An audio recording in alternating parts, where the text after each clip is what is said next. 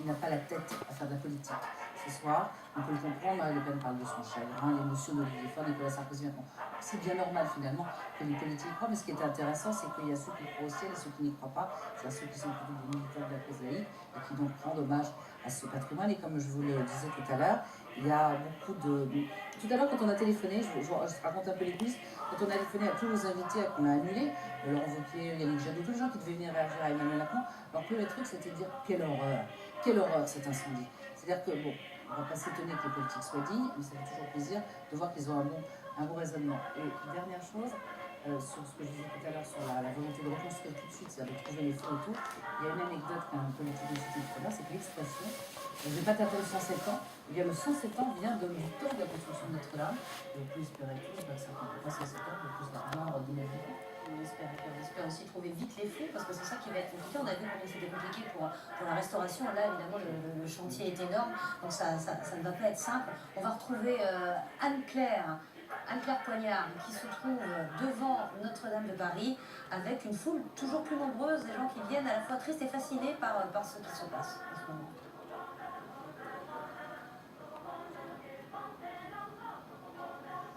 Oui, absolument. Je me trouve près de ces Parisiens, de ces touristes qui assistent depuis maintenant un peu plus de 2 heures à cet incendie à Notre-Dame de Paris, à une foule silencieuse. Vous percevez peut-être ce silence derrière moi. On entend des personnes pleurer. Beaucoup d'émotions ici ce soir dans le quartier. Je vais me diriger vers une de ces Parisiennes. Bonsoir. Vous avez passé votre soir ici. Vous continuez de regarder Notre-Dame qui brûle. Votre sentiment ce soir? On ne va pas trouver les mots pour décrire ce que c'est de voir un monument aussi emblématique, aussi historique dans Paris brûler. Et on essaie tous de comprendre qu'est-ce qui se passe, de voir qu'est-ce que les pompiers font. On est de tout cœur avec eux. Toute la foule ici, j'en suis sûre, espère qu'on va pouvoir sauver quelque chose de la toiture de Notre-Dame de Paris, qu'on va réussir à préserver un peu le monument. Les rosaces seront pas complètement détruites et c'est vraiment c'est horrible de voir les flammes s'élever du bâtiment. C'est vraiment un sentiment qui est inexplicable. C'est saisissant ce silence ici ce soir à quelques mètres de Notre-Dame de Paris dans ces rues d'ordinaire extrêmement fréquentées. Oui, mais c'est terrible et tout le monde est vraiment un deuil, je pense, face au mouvement qui brûle et personne ne sait comment réagir. Et on essaie tous de se consoler un peu les uns les autres. On essaie de trouver les bons mots, mais on n'y arrive pas. Enfin, il n'y a aucun mot qui peut décrire comment on se sent maintenant. C'est inimaginable. On n'aurait jamais cru que ça se passerait comme ça. Voilà, beaucoup d'émotions ici ce soir dans ce quartier à quelques mètres de Notre-Dame de Paris.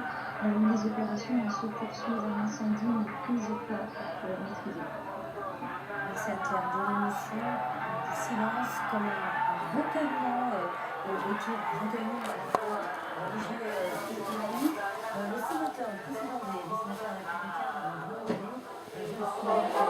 Masumuna bino mikumana dino yo bosalela Okumona na kaka na lusi pelo yo bosaleli Masumuna bino mikumana dino yo bosalela Okumona na kaka na lusi pelo yo bosaleli Monana, monana, monana, monana, na papa elongo Monana,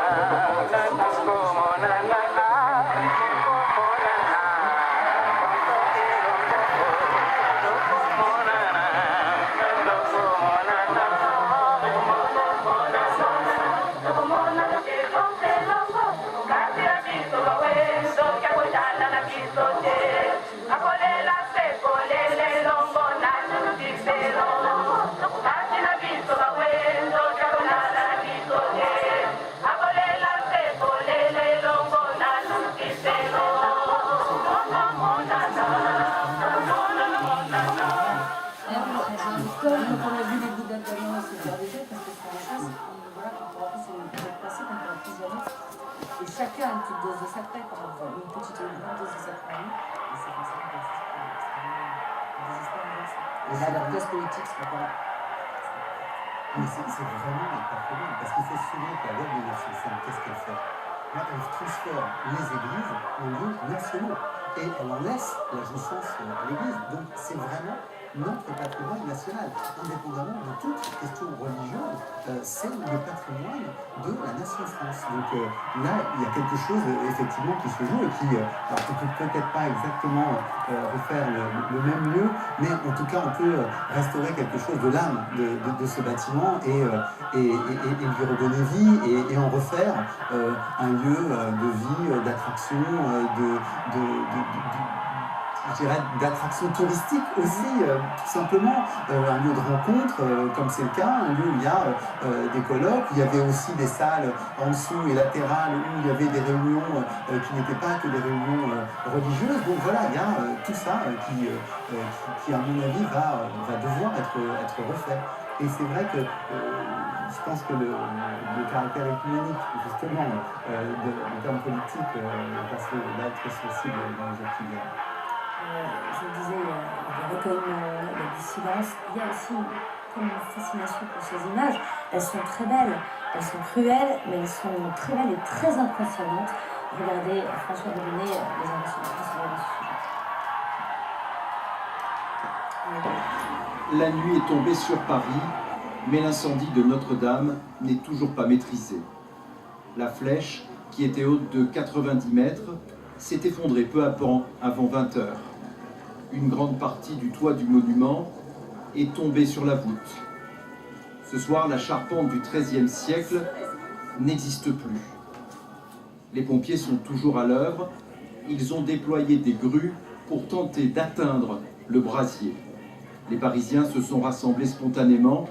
Ils regardent impuissants l'un des symboles de Paris disparaître sous leurs yeux.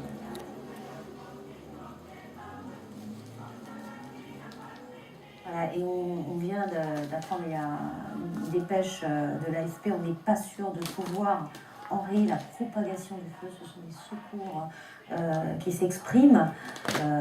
C'est tout simplement une cathédrale qui va être, la cathédrale Notre-Dame de Paris qui va être rayée de la carte, qui va disparaître. J'ai beaucoup de compétences dans ce domaine, mais on a du mal à imaginer qu'il y ait un phénomène de tour infernale, c'est-à-dire qu'on soit absolument pas en mesure. J'imagine que les pompiers font évidemment tout ce qu'ils peuvent, mais que l'idée de se dire qu'effectivement à la Révolution, elle a été mise en péril, mais qu'elle ait survécu pendant toute cette période, pendant toutes ces centaines d'années, et qu'aujourd'hui, avec notre technologie, alors il y a M. Trump qui a toujours des idées, suggère les Canadaires, donc j'imagine que c'est pas forcément l'idée du siècle, et qu'avec notre technologie et nos moyens, on ne puisse pas enrayer, ça a quelque chose de diabolique. Alors, c'est pas pour faire une opposition entre l'image de sainteté de cette église et de côté, mais il y a quelque chose. Tout à l'heure, j'entendais, il y avait beaucoup de gens qui parlaient en régie, à côté, en disant mais c'est pas possible, comme si c'était un phénomène irrationnel et qu'il y avait. Alors, je dis pas du tout que c'est le cas, mais simplement, c'est vrai que c'est difficile à imaginer qu'on ne puisse pas enrayer le feu, et j'imagine évidemment que les pompiers font tout leur possible, mais que si ça dure toute cette nuit, ça va être une image de Paris et de la France qui va être absolument épouvantable. Et effectivement, vous l'évoquiez tout à l'heure, apparemment, il est impossible de larguer de l'eau. Mais il y a toujours ce risque que ça fasse éclater la structure. Mais c'est vrai que ce qui est sidérant, c'est que c'est le pire cauchemar des Français. C'est-à-dire que quand on a travaillé les images politiques, quand on regarde les affiches de propagande de la Première Guerre mondiale, de la Seconde Guerre mondiale, ce qu'on voyait, la grande peur des Français, c'était l'invasion à l'époque des Allemands et la destruction de Notre-Dame. C'était ça qu'on utilisait comme symbole pour dire aux Français « Attention, il faut défendre notre pays, c'est ça ». Et donc tout d'un coup, on se rend compte que ce bâtiment, sans guerre, sans danger apparent immédiat, est détruit, et c'est vrai que c'est là quelque chose qui est extrêmement désarmant et désolant, et c'est pour ça que je pense que le désir de le redresser va être extrêmement fort. Il y a eu des incendies dans des très très grands bâtiments. Moi, je pense effectivement par exemple au Reichstag à Berlin pour changer, pour pas prendre ces cathédrales qu'on a évoquées de Rouen, de Reims, voilà, qui n'était pas un accident, mais on a vu comment un incendie peut ravager totalement un bâtiment, et ensuite on va le refaire et on va en faire autre chose, mais quelque chose qui reste quand même un pôle d'attraction. Et je pense que Notre-Dame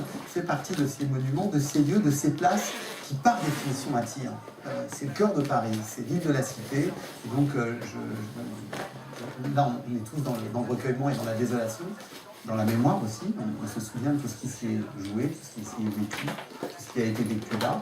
Et c'est vrai que entre les chefs d'État, entre les anonymes, pour citer un événement que tout le monde a oublié, qui avait été un événement lié à l'extrême droite, il y a eu le suicide là de Dominique Vénère en 2013 devant le maître-autel, cet homme qui pensait réveiller la foi occidentale. Je veux dire, il y a eu des micro-événements, il y a eu des macro-événements, il y a toute une chaîne de vie qui est organisée autour de ce lieu, donc on ne peut pas l'imaginer disparaître comme ça à tout jamais. On va repartir à Rome, au Vatican, puisqu'on vient d'avoir une réaction officielle du Vatican qui exprime donc incrédulité et tristesse. Alban Nicosi.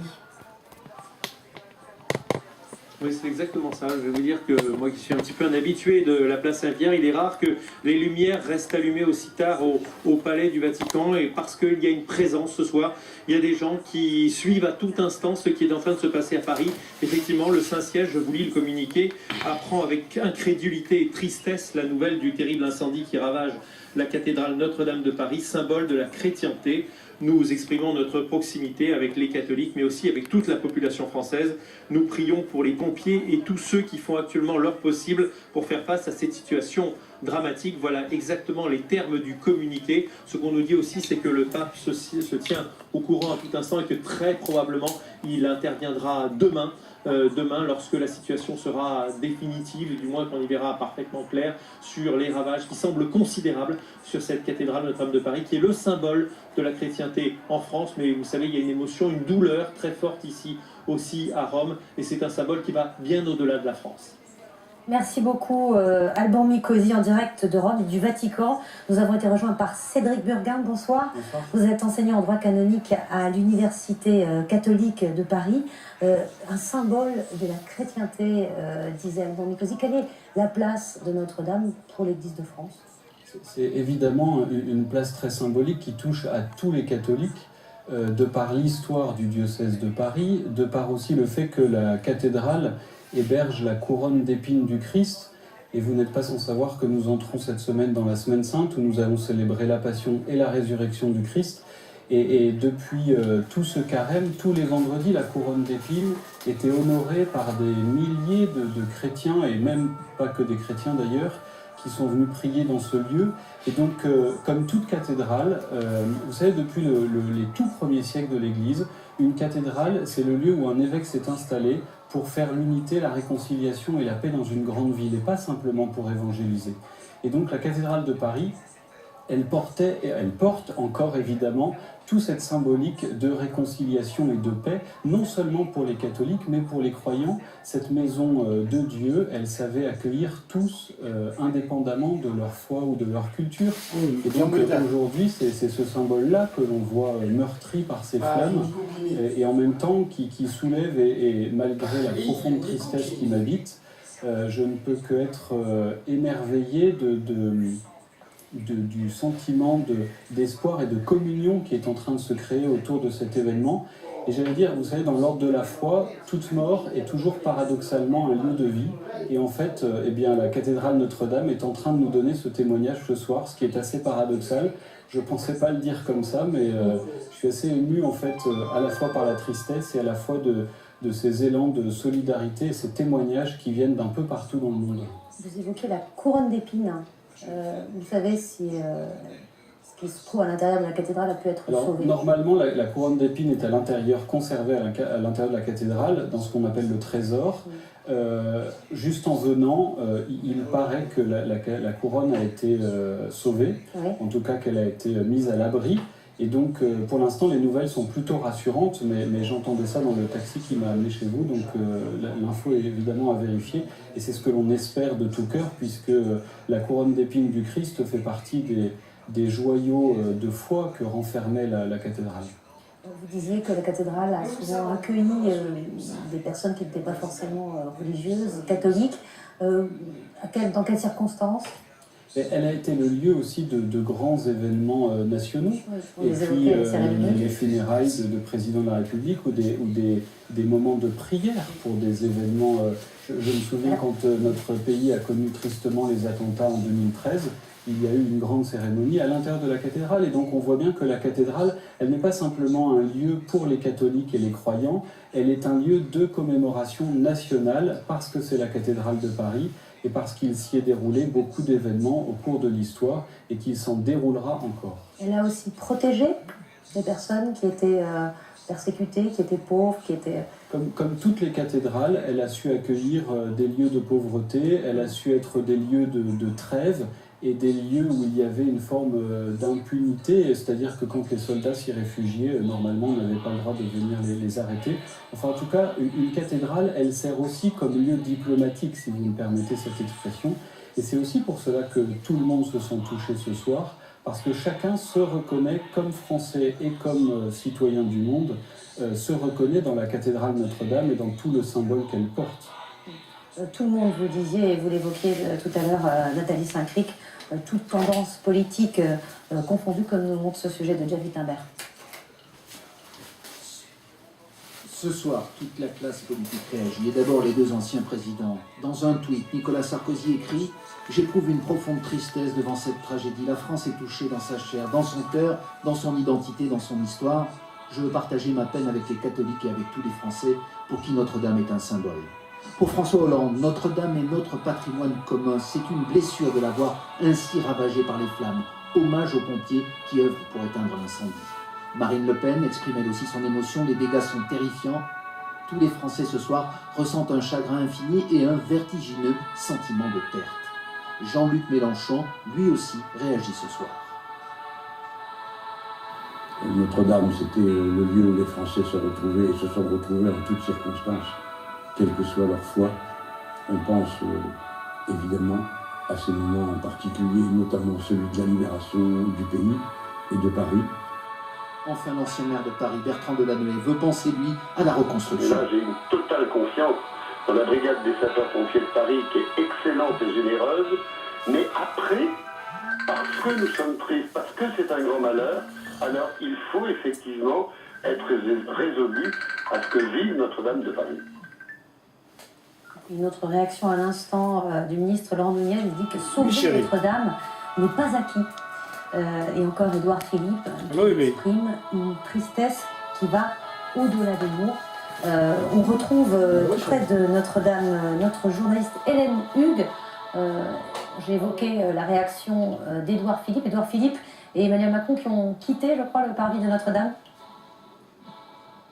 Alors oui, vous savez, Emmanuel Macron est venu tout à l'heure à Notre-Dame en compagnie d'Anne Hidalgo. Il a été sur les lieux de l'incendie, il a visité plus ou moins l'endroit du sinistre, et puis il s'est rendu à la préfecture de police pour faire l'état des secours, se tenir informé bien sûr de l'avancée de la maîtrise de l'incendie. Et puis le chef de l'État est retourné à l'Élysée il y a environ une demi-heure et il pourrait faire une déclaration dans la soirée. Pour l'instant, ce n'est pas encore confirmé. Pour l'instant, donc ici, comme vous le voyez, je me trouve moi sur le pont Louis-Philippe qui relie l'île Saint-Louis, qui touche l'île de la Cité où se trouve Notre-Dame et la rive droite de Paris. La circulation est complètement arrêtée. Vous voyez autour de moi, il y a une foule immense, très très silencieuse, très recueillie d'une certaine façon et qui regarde assez incrédule,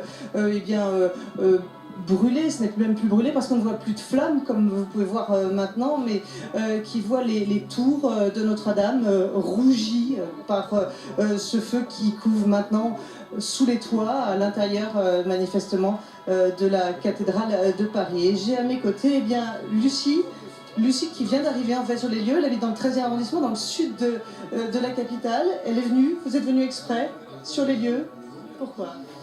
Parce que j'ai vu les images en fait à la télévision, notamment celle de la flèche qui tombe en fait.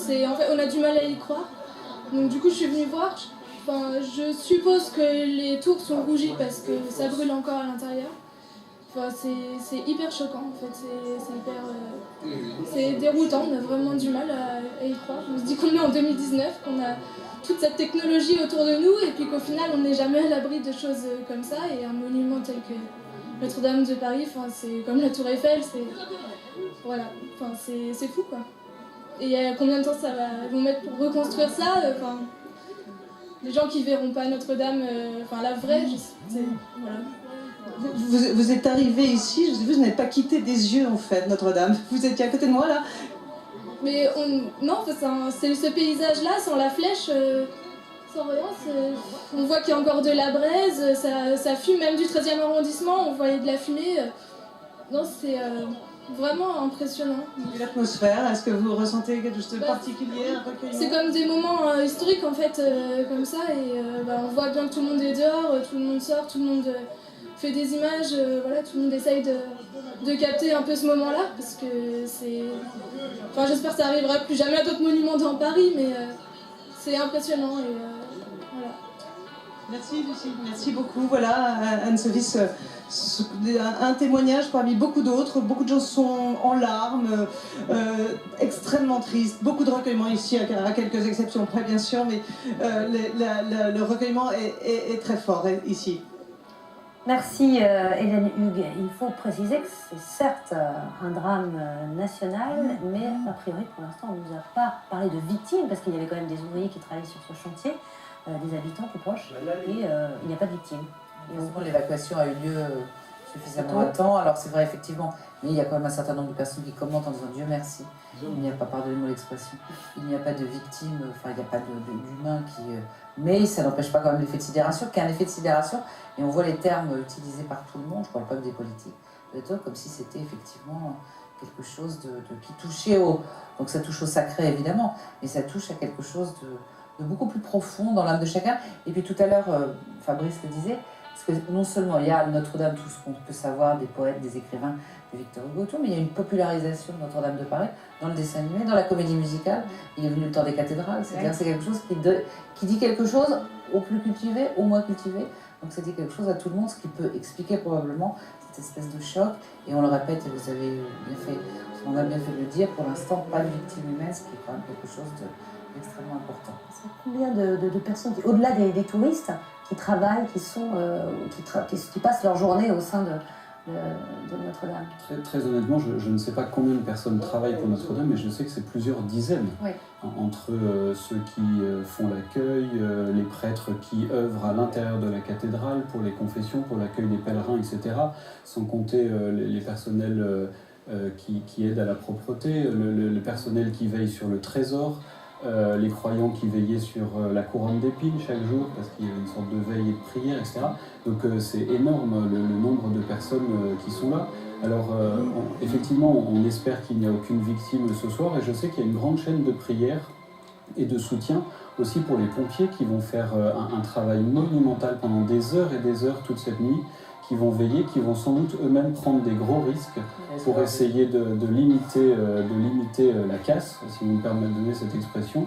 Et donc je crois qu'on peut aussi fortement penser à eux ce soir, qui vont encore une fois au péril de leur vie.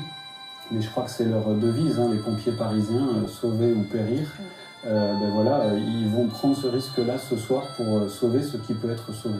Je précise qu'il y a 400 pompiers de Paris qui sont mobilisés sur cet incendie, évidemment, c'est un nom très important. 18 lances à eau sont utilisées pour tenter de maîtriser les flammes. On va rejoindre Anne-Claire Poignard devant Notre-Dame de Paris.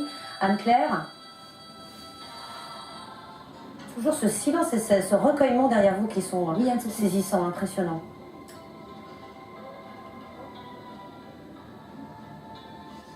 Oui, absolument. Ils sont encore très nombreux ce soir, les touristes, les Parisiens, cette foule silencieuse qui ne quitte pas des yeux Notre-Dame de Paris. Je me trouve sur le pont de Saint-Michel, à quelques mètres de la cathédrale, avec Lina et Juliette qui sont là depuis maintenant près de 2 heures.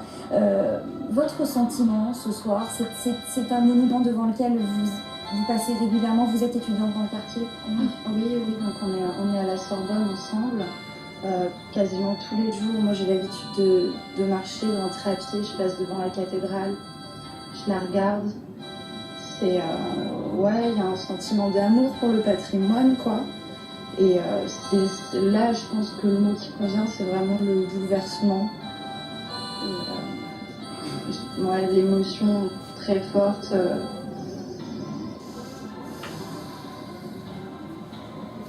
Vous partagez ce sentiment? Je suis complètement sous le choc. Enfin, je tremble depuis tout à l'heure. Je suis complètement bouleversée. On voit beaucoup de gens pleurer. Nous-mêmes, on a du mal à retenir nos larmes, à pas trembler, comme tu disais. Et c'est à peine croyable, en fait. Et on se rend compte comme ça, là, devant la cathédrale en feu. Et en fait, on s'aperçoit qu'on a toutes les deux lu le roman de Victor Hugo, qu'il a été important pour nous et que c'est une des premières choses à laquelle on a pensé. Et c'est là qu'on réalise en fait à quel point la cathédrale est un emblème de la France, de Paris, apprécié par tous, les Parisiens, les touristes, absolument au même titre. Et là, c'est vraiment bouleversant pour tout le monde. Qu'est-ce que vous vous dites ce soir? Les opérations sont toujours en cours. Vous espérez que les pompiers vont réussir à sauver ce monument malgré tout? J'ai regardé un petit peu ce qui s'était passé sur les réseaux sociaux, etc. J'espère juste que le principal a été sauvegardé. Je sais qu'il y a la tour qui est tombée. La flèche qui est tombée, mais ça, elle est assez récente. Donc bon, c'est terrible, mais bon, j'ai très peur qu'elle ait endommagé les voûtes en tombant. Je m'inquiète énormément. Il y a de la peur, je crois. Il y a vraiment de la peur, en fait, qui fait que on se sent pas capable de partir là. Il faut qu'on reste, il faut qu'on sache, il faut qu'on soit là.